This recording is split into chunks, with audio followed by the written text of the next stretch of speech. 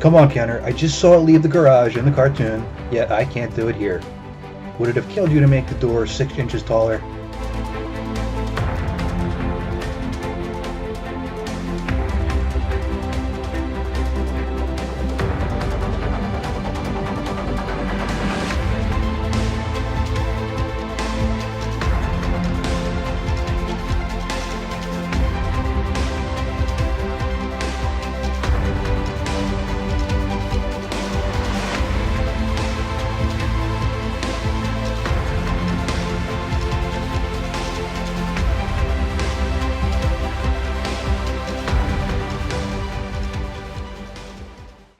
Hey everybody, this is Bill Ferris from Matt-Trakker.com, and I hope you are enjoying Behind the Mask so far. I do have, I think 12 episodes lined up, and there'll be some reviews of toys, there'll be some guest appearances to help me review some episodes. And we'll revisit some things too. And speaking of revisiting, with RetroCon coming up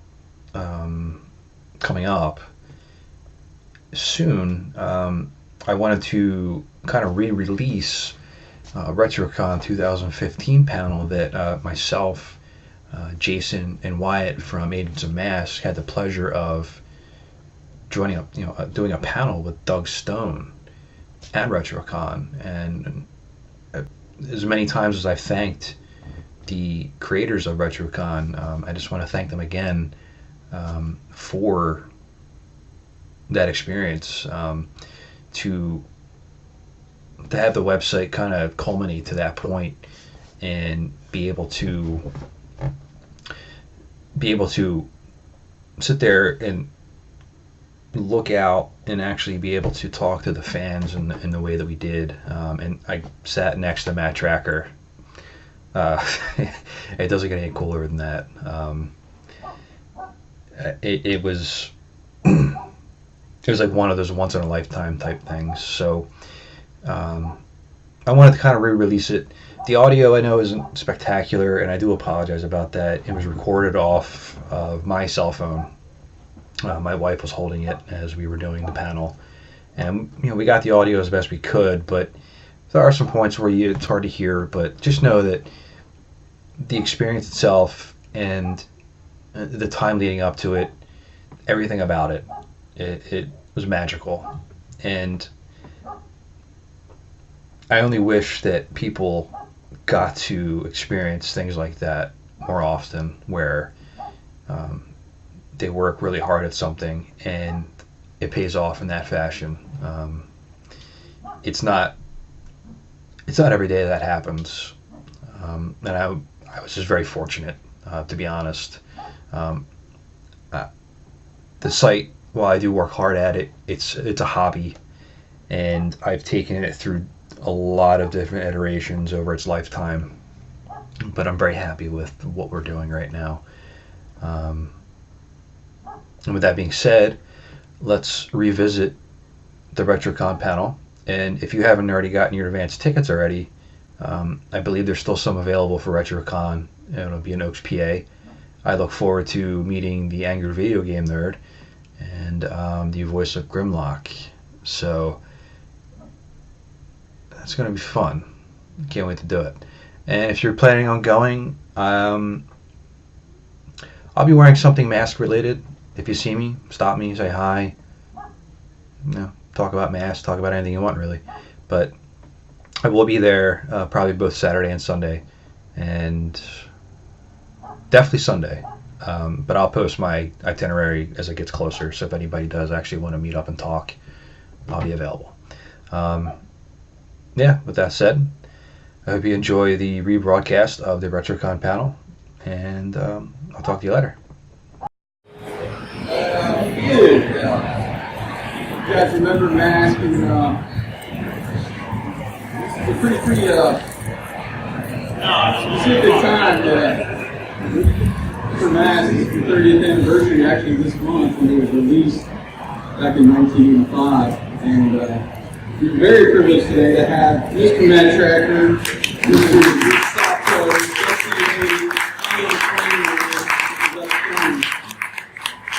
all the way from sunny California. Come out here. We appreciate it, guys. Nice to be here. Thank you. On the end, we've got Mr. Bill Ferris from Matt-Trakker.com. He was probably the first human being to put a M.A.S.K fan site out on the web back when it was what? Yahoo GeoCities or whatever. Super fan. You can check out his site. He's got pretty much all the history about the show, interviews with all the voice actors and people behind the artwork and the game. It's really cool. And then you got us two clowns here. I'm Jason and Wyatt from Agents of M.A.S.K. We run a little fan site and we wrote a movie script. We've tried to bring the community together over the last, it's been online I guess for about 4 or 5 years now. And we also do a M.A.S.K podcast, so if you want to go out on iTunes and Stitcher or whatever and look for M.A.S.K, we've been doing episodes. We've had Doug on one time to do an interview and talk about his experience with the show. It's really cool.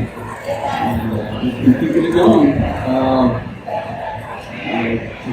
The latest rumor, or the latest bit of information that hit the web back in June was that right now you go to Hasbro's site and you go to the newsroom section of the slideshow, and it's basically all of their branding and all that information.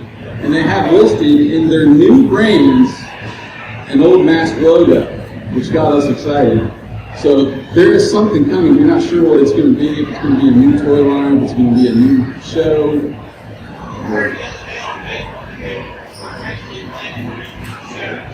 Okay, yeah, I mean, that's possible too, to redo the series. We're just kind of, little kids waiting to get the candy at this point. Hopefully Bonnie's involved in that too. That would be neat. The rumors have not come, they haven't reached us in Los Angeles from any producers. The rumors I'm hearing are mainly coming from the fan bases and whatnot. Our only hope would be that if they did reboot it, if they felt that our voices were too old, if it was an animated series, that they would at least guest us into the series. Would be kind of nice, just for the sentimental value of nothing else. But I think I can speak for the whole cast in saying that I think we'd all love to be back on board and doing the actual show again. It'd be fantastic. No, thank you. Yeah, absolutely. Let's get Doug the floor and him kind of roll with how he, I guess, got involved with the show if you want to, and maybe how you got into voice acting as well, and do a little bit of your career. Well, voice acting initially, I'm from Canada, from Toronto, Canada, originally, not from Los Angeles. And up there I was doing on-camera work and a lot of stage work, primarily comedy stage work. And voiceover was how I supplemented my income. There was no animation really being done up there at that time in the early 80s. So I would do the occasional commercial, puppet show, little odds and ends. And in the meantime, I was playing and I could do a lot of different accents and this other stuff, but there was really no place to put it, no place to put those particular talents. The M.A.S.K show came about and they were casting for Canadian actors in LA.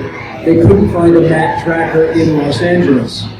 My good fortune, they had cast everybody else. So they reached up to Canada, and I had just signed with an agent up there, a rather large agent based on some on-camera film that I had done, and they were one of the agents fortunate enough to get the audition material for the show. I auditioned for it thinking, well, this is a lark. They're going to be taping this in LA, and I'm never going to get it, and I'll give it a try. Ended up getting Matt, initially I had Matt, Hondo, and Bruce, I believe. And they kept having me audition over and over again because they wanted to really be sure about Matt. Being the lead in the series, they were very, understandably, since they couldn't meet me in person being in a different country, they kept sending material up and having me redo it and do them emotional, do them this way, do them that way, do them this way. Until they felt, okay, he can grab the gamut of emotions necessary to play the character. So I was fortunate enough to get cast and got the good news, and I'd be flying to Los Angeles to do it, which was obviously very exciting. When I got to LA, they decided there was actually one other cast member originally who they let go, and they took his roles and asked us to audition for them. And then as they went on, of course, we're creating more roles, and I ended up with, I guess, 7. I think 4 of the good guys and 3 of the veteran agents in the series, and it was just a wonderful blessing. And I was fortunate enough to get enough praise and attention and pats in the back from people in LA where they said, look, you should get an agent down here, you should stay down here and work, and you're good enough to work in the voice business in Los Angeles. And I've been very blessed that that's been the case in the last 30 years. I've continued to work in LA as a voice actor and got into directing and voice casting and writing and other aspects, even with producing in the business. And always happy to be brought back around again to the M.A.S.K. For me is a very sentimental thing because it was my beginnings in Los Angeles. It changed my life. I was a struggling actor in Canada doing the little bits of work doing What's to Be Gotten, primarily stage, and then came to LA because of M.A.S.K. and it gave me a whole new life. So I have a very sentimental attachment to Matt-Trakker and the M.A.S.K. characters because they changed my world.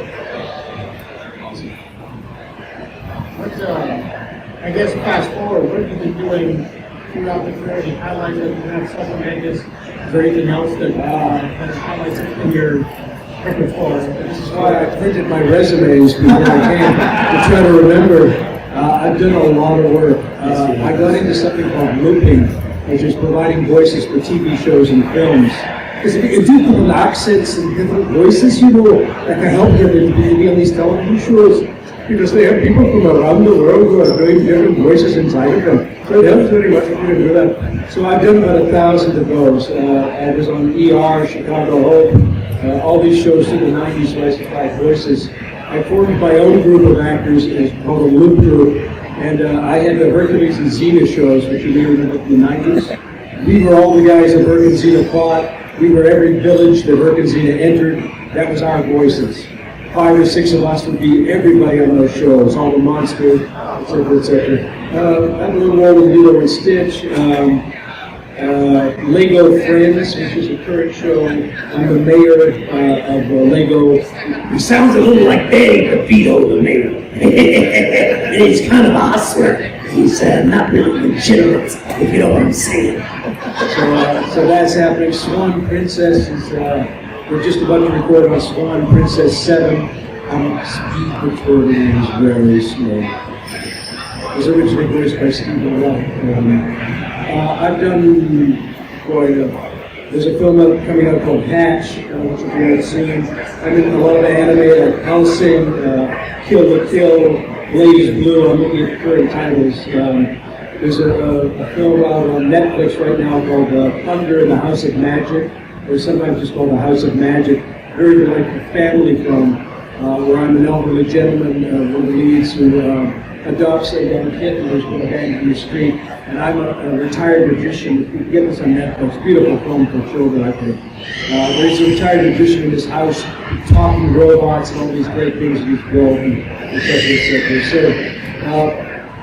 if you find me on Wikipedia, it's under Doug Stone Voice Actor.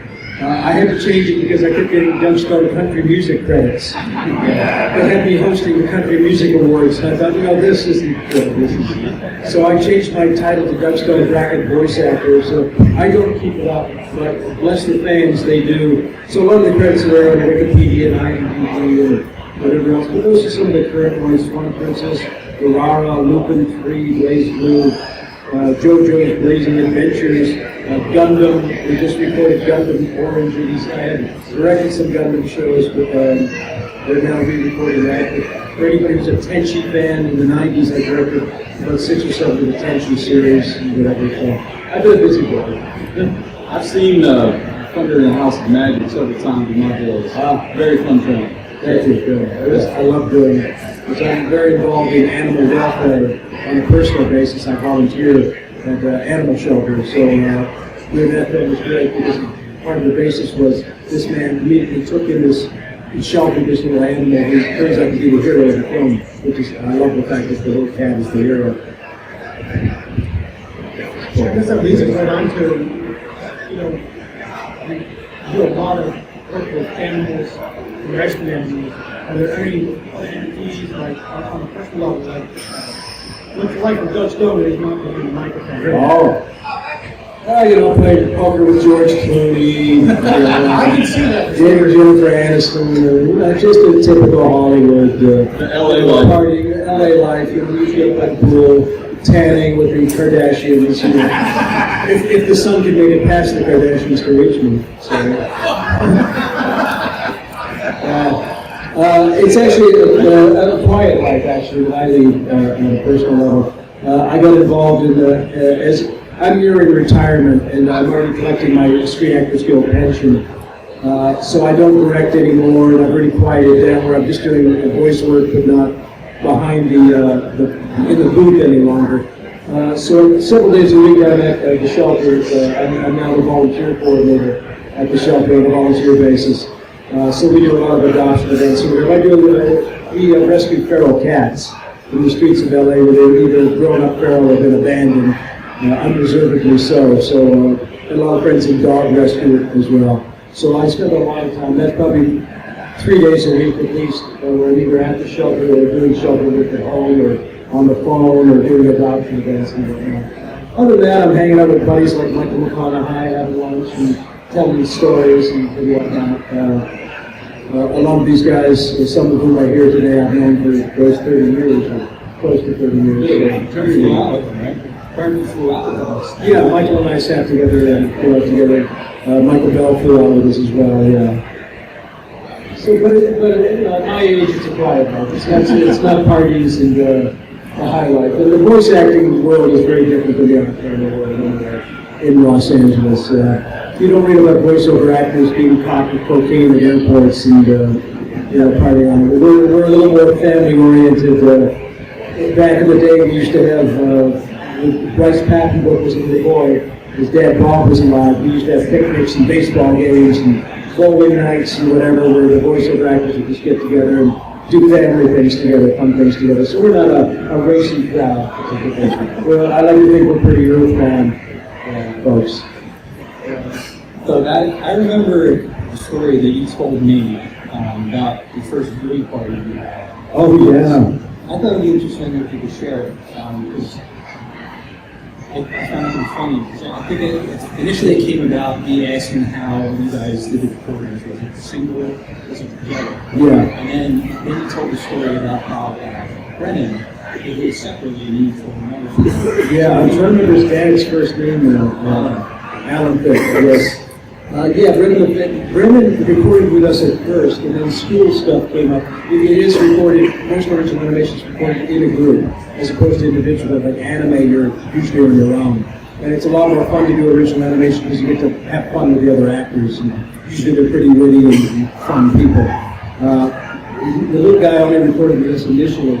But the first screening that we saw of it, Alan Fick, who's Robin Fick's dad, quite successful, invited us over to their home to actually watch it on their TV set. It might have been a broadcast even. It might have been the first broadcast date that we sat and watched the show. But Alan didn't actually watch it with us, unfortunately. He had a date that night with a very attractive Hollywood starlet, I guess. So it was a little disappointing because the kid was so proud, and Dad only came in for about a minute or two to watch the show. So, oh yeah, cool, great.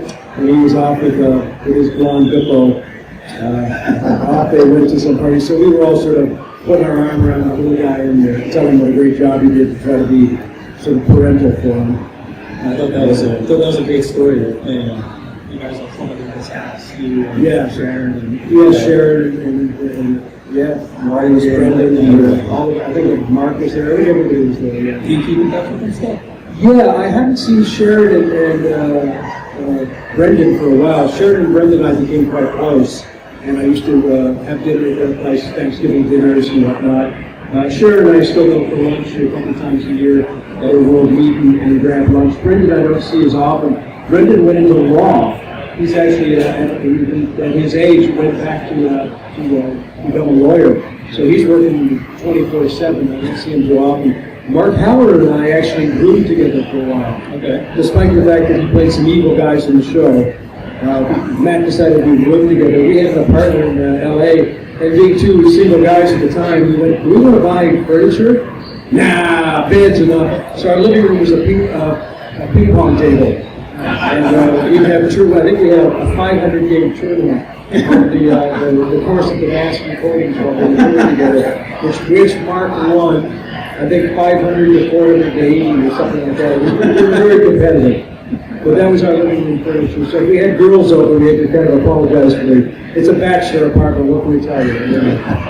We do have a kitchen table you can sit at, but there's no living room furniture. I haven't seen him in a while. He's still in LA. Graham moved to New York. Graham McKenna lives in New York now. Graham I haven't seen since the late 80s. We've been in touch on Facebook once in a while. I haven't seen him in 80s. Well, since we got Doug here, and he did 8 voices, I think, on the show. Why don't you, go into some of the characters? And I know you did a little bit on the podcast about how they stand, how the delivery goes, because they're very different from Bruce Sato and Dusty Hayes and stuff. It's funny. No excuses, well, one of the things I was telling the guys, the fellas, one of the tricks of voice acting, he would call it a trick, aside from changing your voice to try to pitch it up a little bit higher to be dusty or whatever, is changing your body, changing your body stance. I'm obviously not a big guy, and I was doing Hondo and Matt, who are both large men. So what I would do is stand with my chest forward and try to open the chest cavity as much as I could, and just try to feel my own strength and muscles when I was voicing him. When I was doing Bruce, I would often have my hands in front of me, my shoulders forward slightly, and Bruce would make himself smaller, because Bruce does not wish to take up excess space. He would rather make our witticism very respectful. So I would be Dusty, of course, I'd be waving my hands around, because Dusty was full of energy. So to get that energy going in your voice, you can make it go, "I'm full of energy," but it helps to go, "I'm full of energy," and it really does add to what comes out of your vocals. So it was actually quite exhausting doing cartoon sessions. If you're doing multi-characters, especially if you're talking to yourself, you may have a scene where you're 3 guys in a row talk to yourself, so you'll take a beat and change your physical stance. So then with Matt-Trakker, going to Hondo. I can't even do Hondo anymore, it's too deep. But then just switch to Bruce from there. I forget exactly how some of the bad guys sounded, but I believe one of them sounded a little bit like Debbie Doggone Bad. Yes. So you just change the physicality that would help you to change your voice as well. It was just something I learned down there at the late Tony Pope. I don't know if you know this voice actor. Tony was Goofy for many years and a lot of other animated characters. I was doing a show once, and I had one line. I was being directed by Cam Clark. Cam was also a Ninja Turtle. And I was having trouble with this one line, which was just, "Here's the papers, sir." Something like that. And the dude kept saying, "No, do it again." What am I doing wrong? Simple thing. And Tony said, "Hand it to him." So I took some papers and to the mic and said, "Here you go, sir." And it was perfect. It helps so much to physicalize it while you're doing it. So fight scenes, when we did Herc and Zeta, fight scenes, my little bit of martial arts training, we'd be throwing punches as you fight for the microphone. You're throwing punches with your body at the same time, so that you can get your entire body involved, get your diaphragm involved, get everything involved for the realism. And it really does help to effectively change the voices and make it sound as much as you can imitate what they're going to be doing on the screen. It does help. We saw a clip, some of you might have seen it passed around on Facebook, that had behind the scenes of Thundercats. I don't know if you've seen it yet, but it's kind of hilarious because you see the guy talking and you see the guy that played Muhammad. at the end of his line, I won't say on here for the kids, but he just goes, and was it kind of like that with you guys? Did you like jump around right after you set your line and be like, oh, how'd it go? None of that. On other shows, yes. I've been on shows where the gag reels are dubbing longer than the shows themselves. Particularly on dubbing projects, because if you see lip sync well, just before you do the line, if you're on time or you're ahead of time or something, you're just dubbing your own line, then pick the mic and the vocal that you made up for a gag or whatever. On Mask, it was taken a little bit more seriously. We goofed around, but not immediately after the line. You don't want the engineer. Your job as a voice actor is to try to make the engineer's job as easy as possible. So you want as few clicks, as few flubs in the lines, and also you want to give them a beat or two after your line for them to cut out cleanly and then make them go, so that he doesn't have to then erase it. Remember back in the days when I was doing reels, and it was a little bit more manual labor for them to set the reels up, erase stuff, clean it up, etc. So the idea is actually to be completely silent after you've done your line. Give it a beat or two of silence, and then you can turn it on and stuff. Well, simply tell you to the time. Whatever he's going to do, but we try to keep it clean from the line.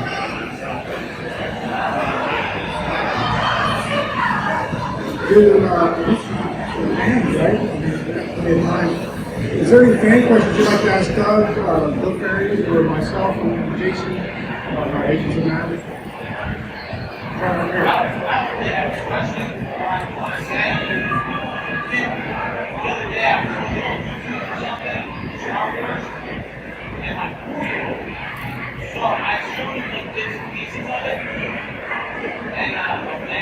Right.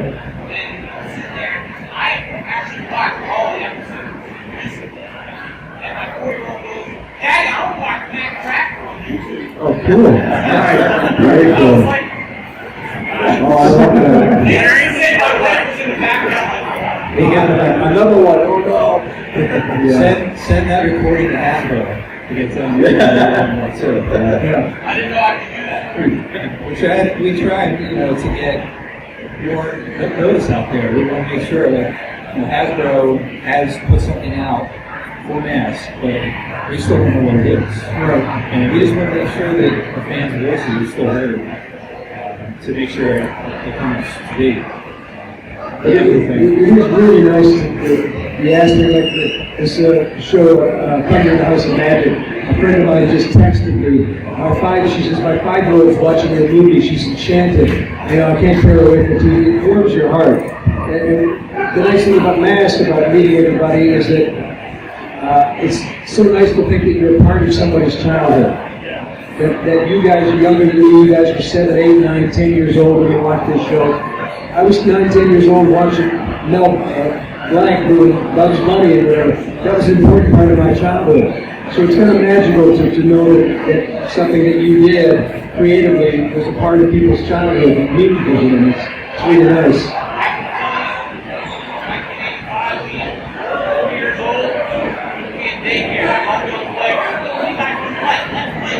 Okay, everyone wanted to be Matt-Trakker. Yeah. He had like 2 years old. Yeah. Kids have told me they went home after school and they'd say, okay, get your friends over. We need the right agents for this mission. We're going to play M.A.S.K. Yeah. I think the gentleman in the white shirt there, Mr. G.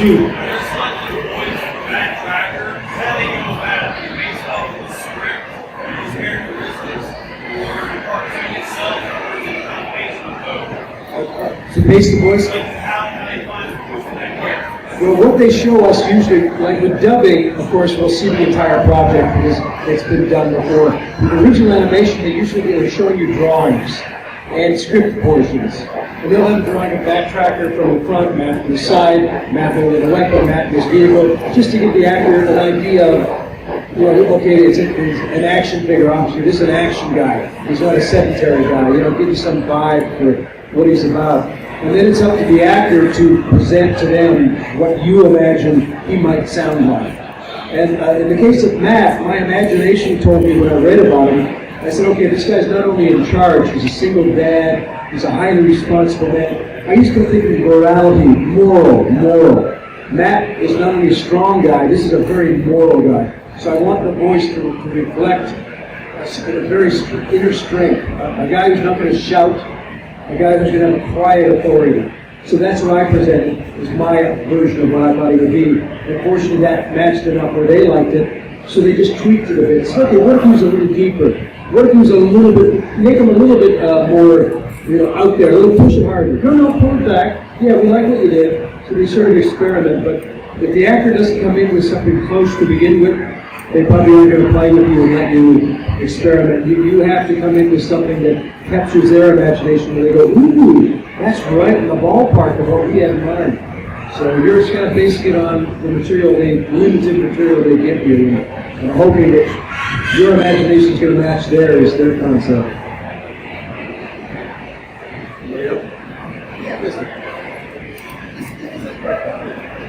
So, sorry, can you speak up?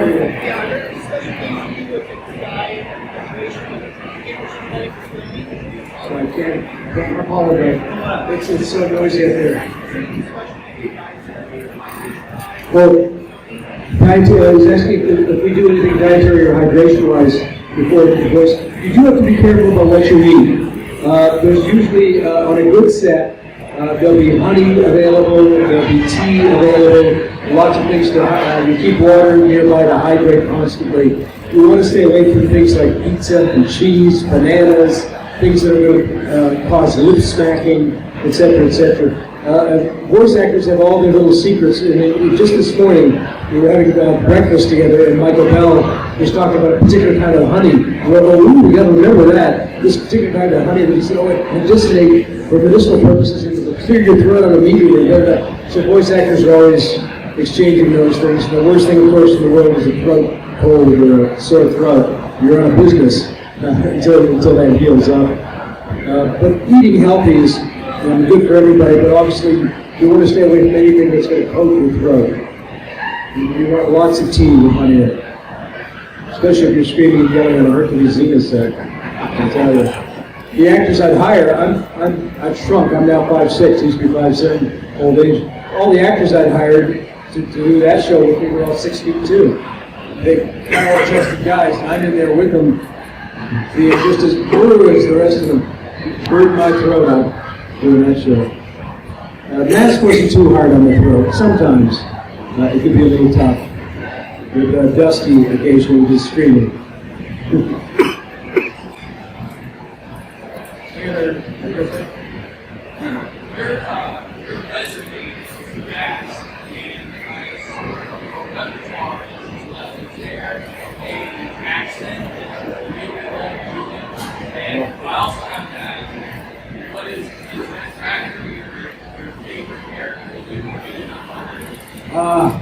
It's hard to have. Psycho Mantis was a biggie and was a lot of fun to do. That was tough on the voice, but I liked him a lot. I don't really have a favorite.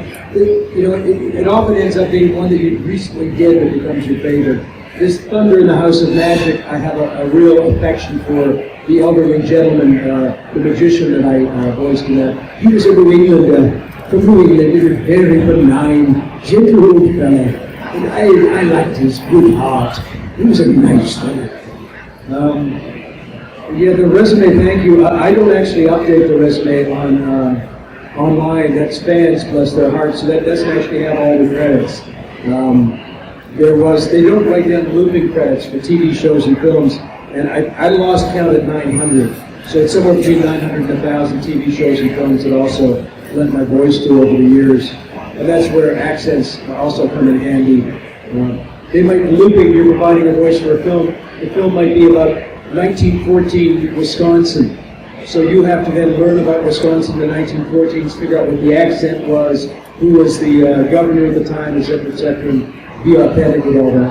Accents, I like very much to do in East Indian. Because that's what we do looking work is to doing East Indians. A gentleman who was an East Indian producer told the lady, she said, that's the only fellow that does stone. The only one who's doing anything authentic.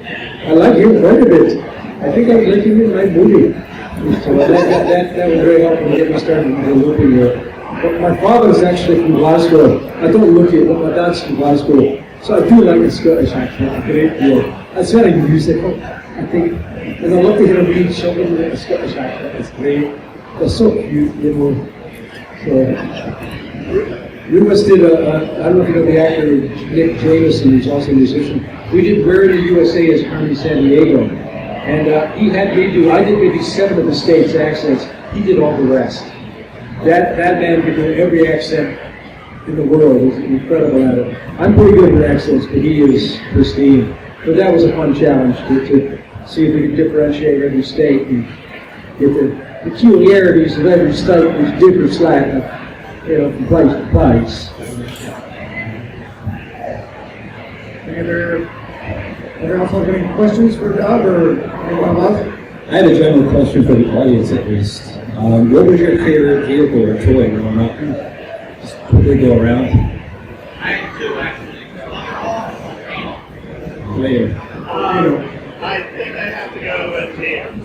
Peter? You again with flyer stuff. Ryan. All right. How about you guys? Yeah, what? Okay. How did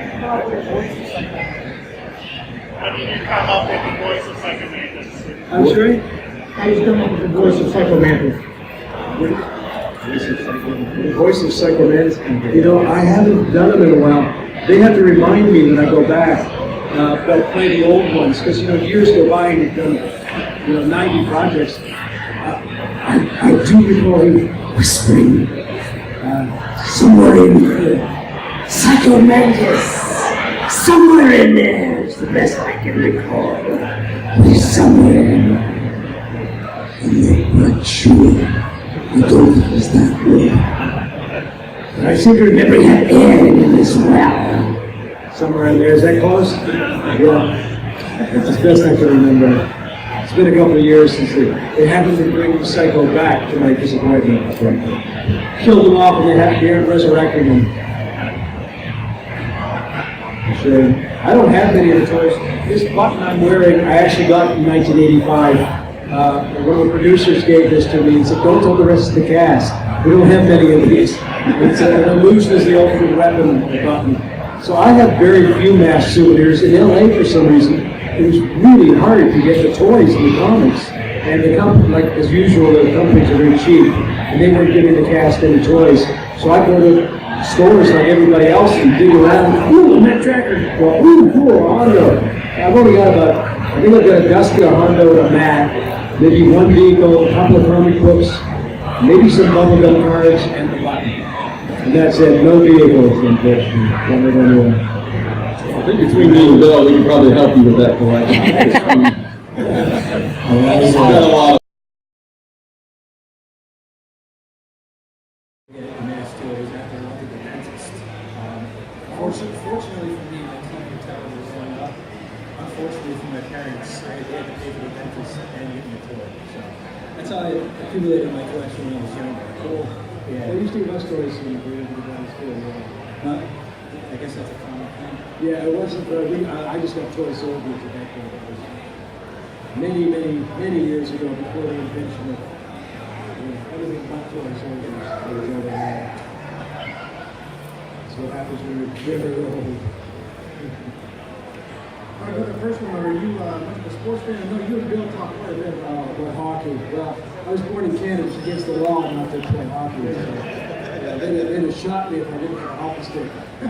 Yeah, I was foolish enough to not only play defense but to play goalie. I would go to ball hockey leagues and ice hockey. So I've got a couple of injuries, and I had a couple of injuries over the years.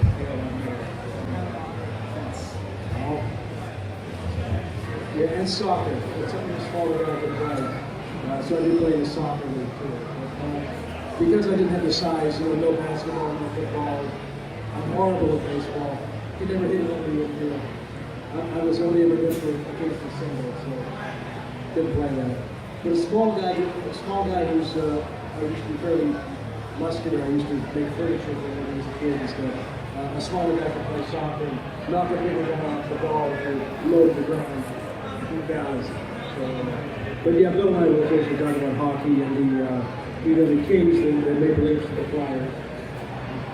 What do you think the Flyers' chances are this year? I'm sorry to tell you, I just did my season's predictions for my friends, and I'm afraid the Flyers and the Toronto Maple Leafs are both still sitting pretty low at the bottom. Outside looking in? Outside looking in, I'm sorry. Yeah. And the Sabres creeping up. Not in the playoffs yet, though, but creeping up.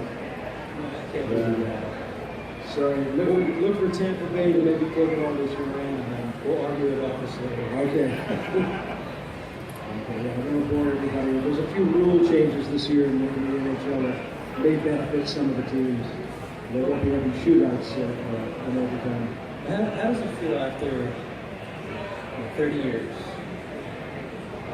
You've had some, like, we've contact back and forth, Jason and Wyatt have. I'm sure fans have found you online.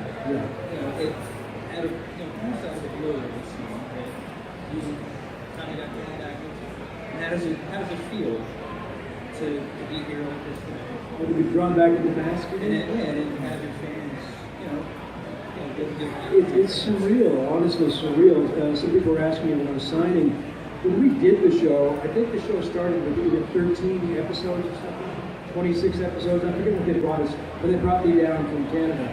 I thought I was going to be in LA for 3-4 months. It'd be fun. I hadn't been for many years, and I'll get a tan, go back and tell my friends, look, I got a tan from LA and I made a little money. Let's get back our improv comedy theater again. Oh well, that was a fun adventure. The fact that the show was extended was amazing for us. It hit quick in these 65 episodes. Goodness, this is amazing. We were thinking, wow, what if this runs for a couple of years? We might get some residuals on this. Wouldn't it be cool if it ran for 2 or 3 years? Wow, imagine. None of us, of course, imagined ever that 30 years later, we'd be talking to kids who grew up with it, that we'd be addressing fans, that they still have toys and still have an interest in the show after all this amount of time. Just never imagined it, not in our wildest dreams. So I say it's very gratifying because when I'm doing cartoons, this all comes from an old J.D. Salinger. I don't know if J.D. Salinger wrote a book called Catcher in the Rye. And there was another story he wrote about a family that did a radio show. And in the radio show, this one kid would always dress up in a suit for doing a radio show. And his brother said, why do you wear a suit for doing radio? He said, essentially he was saying, because I want to honor the process. I want to honor the fact that I'm doing this show. When I do my voice work, I never go in an old sweaty t-shirt and torn jeans. I'm always dressed nicely. I always try to dress nicely. I'm always shaved. I want to honor the process. I want to honor what I'm doing. I'm doing this, and I want to think about the children that I'm entertaining when I'm doing this. I try to think about the fact that, especially when I'm doing, certain types of cartoons, not the anime for more adults, but for little kids. I want to think about the kids who are watching this and what's their impression going to be. How are they going to feel? So when I did Matt-Trakker and M.A.S.K, that was part of it too.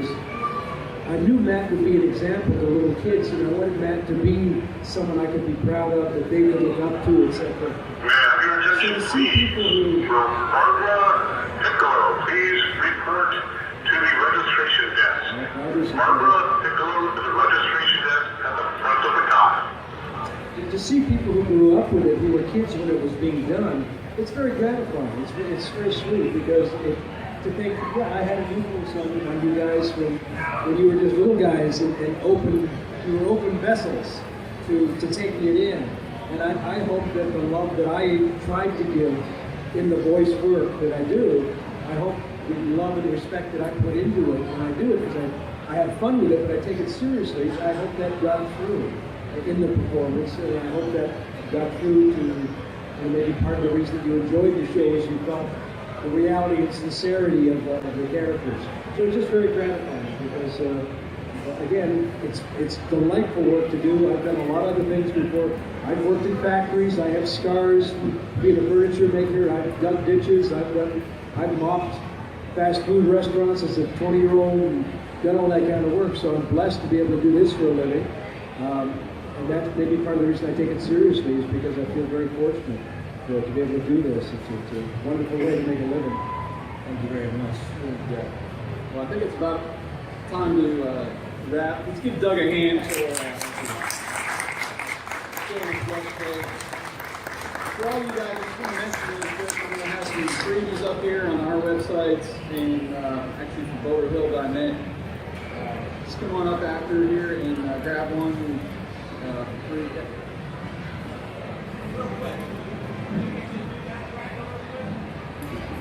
want to hear Matt-Trakker. It's been long, you know, it's going to sound like Matt's grandfather, you know. Matt's benevolent uncle. T-Bob, put that down before you push yourself. Well, give me a line. Give me a script, quick. Gentlemen, I'm here to send you on your next mission. We will now select the best agents for this next mission. T-Bob, you're staying at home for this one. Thanks, guys. Thanks, guys.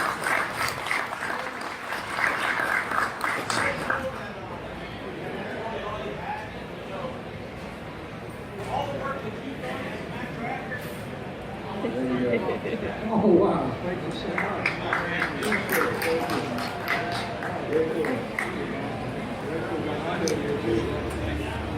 Thank you, everyone.